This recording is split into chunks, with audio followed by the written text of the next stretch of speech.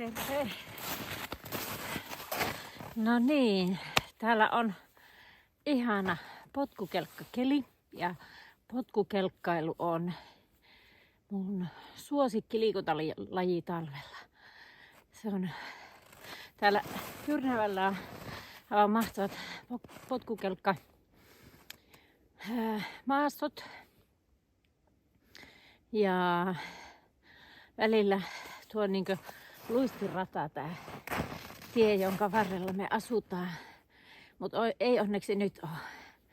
Vaan se on ihan täydellinen. Täällä on muutama aste pakkasta ja tienpinta on sopivasti liukas, mutta se ei ole niin liukas, että sitä olisi tarvinnut hiekottaa. Vaan että se on semmoinen, johon nastarengas pystyy. Ja siinä on turvallinen ajaa, mutta ihan täydellinen potkutella. Ja mä lähden jatkamaan tästä vielä joku sen kilometrin tuonne kylälle päin. Katsotaan, miten pitkälle mä pääsen potkutellen tänä päivänä. 6,5 kilometriä on tähän asti meiltä kotoa, noin 6,5. Ja kylälle tästä on, olisiko joku 5 kilometriä. Kohtahan se nähdään. Vaan mittarin päälle niin nähdään, kuinka pitkästi tästä on. Ja kello on enhän mä ilman silmälaseja näe, mitä se on. Pakko panna lasit päähän. 20:21. Ja mä oon näköjään keskeyttänyt tämän koko harjoittelun. Katsotaanpa saanko mä sen. Ahaa, tuolta mä saan jatkaa. No niin, katoppa mä oon näköjään keskeyttänyt se heti alkuun, kun ilman silmälaseja täällä operoi. Mutta ei se haittaa. Se ei ole se kaikista tärkein. Katsotaanpa, säilyykö mulla tuo. Kyllä, mä saan tämän matkan. 12,9 on nyt tämän päivän kilometrit. Ja sitten kun pääsen kylälle, niin nähdään, että montako kilometriä on tullut siihen päälle.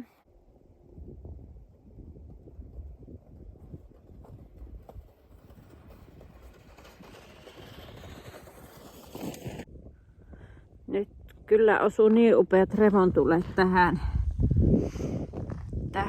matkalle, että nämä on kyllä, katsotaan saako mä ikuistettua näitä edes niin hienoina kuin nämä on täällä. Jäätyy jo käjetkin.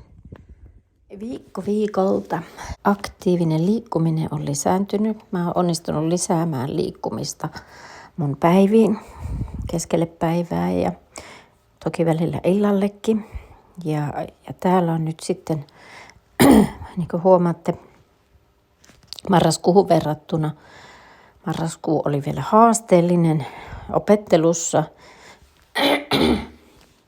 Lokakuussa myös vielä harjoittelin, että miten se onnistuu osaksi päivää. Syyskuu, itse asiassa mä sanoin väärin siinä ensimmäisessä tämän Steps Upin käytön katselussa. Siis syyskuussahan oli syyskuun alussa leikkaus, joka vaikutti kyllä selvästi koko kuukauden liikuntamäärään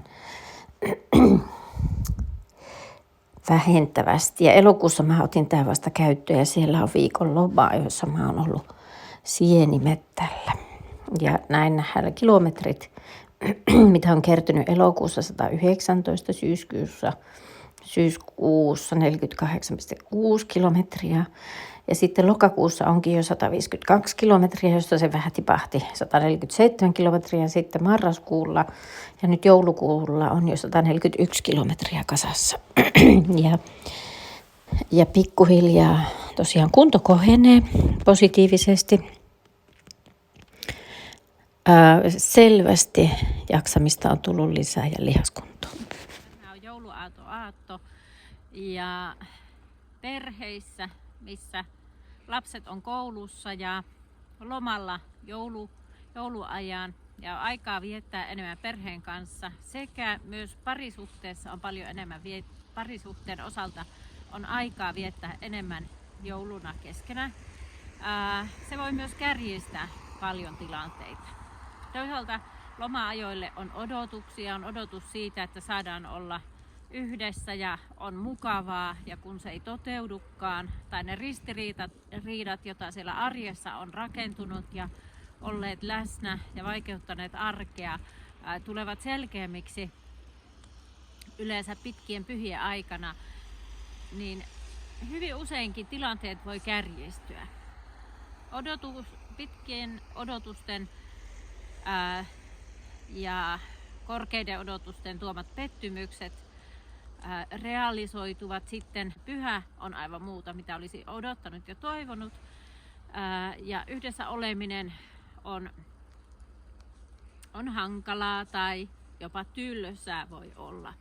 Ja tämä saa ihmiset sit miettimään, että onko suhteessa järkeä, on pinnistetty arjessa voimat äärimmilleen ja pinnistetty parisuhteessa jaksamista ja perhesuhteessa jaksamista, ja kun se pyhä tulee, niin sitten huomaa, että oikeastaan kaikki purkautuu, tai sitten tilanne voi tuntua muuten sietämättömältä, koska yhdessä oleminen on niin joko tylsää tai raskasta. Ja tähän perheterapia on hyvä apu. Eli ne pitkään rakentuneet ristiriidat, joita on, niin niiden selvittämisessä perheterapia on äärimmäisen hyvä apu. Joten pyhien jälkeen, jos tuntuu, että ette saa yhdessä perheenä, parisuhteessa selvitettyä niitä asioita, niin varatkaa aika pari- tai perheterapiaan. Käykää juttelemassa yksi tai useampi kerta yhdessä ja selvittämässä asioita, etsimässä keinoja, miten niistä asioista voi puhua. Asiat selviää, kun niitä selvitetään. Määrätietoinen tietoinen työskentely tuo tulosta ja arki helpottuu. Joskus siihen voi mennä pitkäkin aika, siihen voi mennä kuukausia. Se tuntuu pitkältä ajalta, kun tilanne on tukala, mutta jälkeenpäin katsottuna sitten sen työskentelyn jälkeen huomaa, että se kaikki työ on kannattanut. Aina kannattaa hakea apua, mutta mä toivon, että jokainen saisi nauttia joulusta, levätä ja viettää ihanaa yhteistä aikaa perheen, läheisten, ystävien kanssa. Joten hyvää joulua kaikille!